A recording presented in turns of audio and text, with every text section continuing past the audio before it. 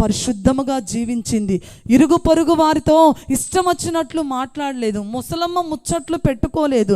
ఆ ఇంటి విషయాలన్నీ ఇంటికి ఉంది కదండి. ఒక పాట ఉంది కదా, ముసలమ్మ ముచ్చట్లు కట్టి పెట్టి పరిశుద్ధ గ్రంథాన్ని చేత పట్టి, ముసలమ్మ ముచ్చట్లు కట్టి పెట్టి పరిశుద్ధ గ్రంథాన్ని చేత పట్టి, దీక్షతో నడుము కట్టి ఇంటింటి తలుపు తట్టి, ఏసయ్యా ఊసే చెప్పమ్మా, ఊరకనే ఉంటే తప్పమ్మా, ఏసయ్యా ఊసే చెప్పమ్మా, ఊరకనే ఉంటే తప్పమ్మా. ఏ ముచ్చట్లు కట్టి పెట్టాలి? ముసలమ్మ ముచ్చట్లు కట్టి పెట్టాలి. సరేలే, నా అత్త దేశానికి వచ్చిన సమృద్ధిగా ఉంది, పరిగె ఏరుకుంటున్నాను, నా ఇష్టానుసారంగా జీవించ ధనవంతుడైన బోయజు పొలంలో నేను పరిగె ఏరుకోవడానికి వచ్చాను, నా ఇష్టం వచ్చినట్లు నేను జీవించవచ్చు అనుకోలేదు.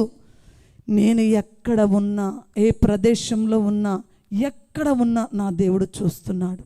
నా దేవుడు చూచుచున్న దేవుడు. నేను నా ప్రవర్తనను కాచుకోవాలి, నేను పరిశుద్ధముగా జీవించాలి, నేను నా యేసయ్యకు, నా దేవునికి ఘనత తెచ్చే స్త్రీగా నేను ఉండాలి, నా పరిశుద్ధతను నేను కాపాడుకోవాలని చెప్పేసి రూతు తన పరిశుద్ధతను కాపాడుకుంది.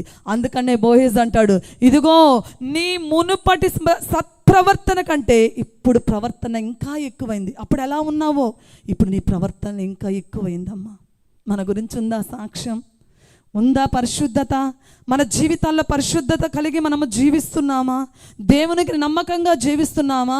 దేవుని నామాన్ని మహిమ తెచ్చేవారిగా ఉన్నామా? దేవునికి ఘనత తెచ్చేవారిగా ఉన్నామా?